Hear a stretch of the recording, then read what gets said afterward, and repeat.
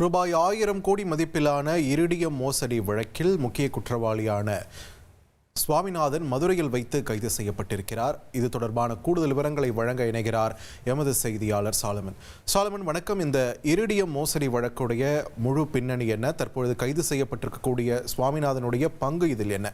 விரிவா பதிவு பண்ணுங்க.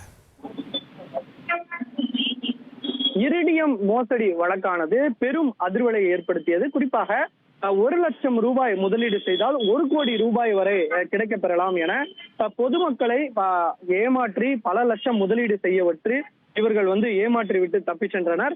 இந்த விவகாரம் தொடர்பாக சிபிசிஐடி போலீசார் மொத்தம் 13 வழக்குகளை பதிவு செய்து இந்த வழக்கு தொடர்பாக சோதனை மேற்கொண்டு தமிழகம் முழுவதும் 30 நபர்களை போலீசார் கைது செய்தனர்.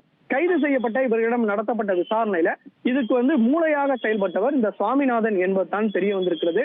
அவர்தான் ட்ரஸ்ட் போல நடத்தி அதன் பின்னர் இரிடியத்துல முதலீடு செய்ய வைத்து பல பேரிடம் பணத்தை பெற்று ஏமாற்றி இருப்பது தெரிய வந்திருக்கிறது.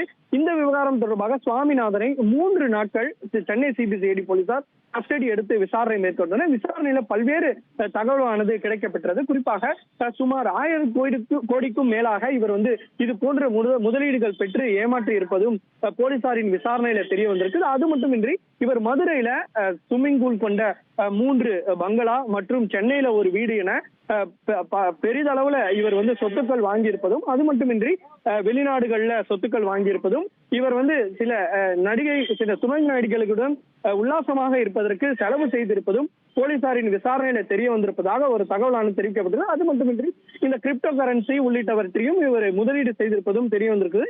இவற்றையெல்லாம் முடக்குவதற்கான சிபிசிஐடி போலீசார் அடுத்த கட்டமாக பரிந்துரை செய்யக்கூடிய பணியில ஈடுபட்டு வருகின்றனர். இதற்கிடையே இந்த வழக்குல ஏற்கனவே கைது செய்யப்பட்ட மேலும் 5 நபர்களையும் சென்னை சிபிசிஐடி போலீசார் கஸ்டடி எடுத்து விசாரணை மேற்கொண்டு வருகின்றனர். 3 நாட்கள், அதாவது இந்த பணம் முழுவதுமாக அவரது மனைவி ராதா என்பவருக்கும் தெரிய வாய்ப்பு இருக்கிறது என்பதால அவரை உட்பட மொத்தம் 5 நபர்களை 3 நாட்கள் கஸ்டடி எடுத்து விசாரணை மேற்கொண்டு அவரது வாக்குமூலத்தையும் பதிவு செய்யக்கூடிய நடவடிக்கையில் ஈடுபட்டிருந்தனர். இந்த நிலையில மதுரை சிபிசிஐடி போலீசார் தற்போது 2வது வழக்குல சுவாமிநாதன் மூளையாக செயல்பட்ட சுவாமிநாதனை மதுரை சிபிசிஐடி போலீசார் கைது செய்திருக்கிறார்கள். கைது செய்யப்பட்ட அவரை இன்று கஸ்டடி எடுக்க முடிவு செய்திருப்பதாகவும் மதுரை சிபிசிஐடி போலீசார் தரப்புல தெரிவிக்கப்பட்டிருந்தது. அடுத்த கட்டமாக பணத்தை இழந்த பணத்தை இவர்கள் சிபிசிஐடி போலீசார் மீட்டு நீதிமன்றம் மூலமாக உரியவருக்கு ஒப்படைக்கக்கூடிய நடவடிக்கையில் ஈடுபட இருப்பதாகவும் சிபிசிஐடி போலீசார் தரப்புல ஒரு தகவல் தெரிவிக்கப்பட்டிருக்கிறது. நன்றி சாலமன், உங்களோட விரிவான தகவல்களுக்கு.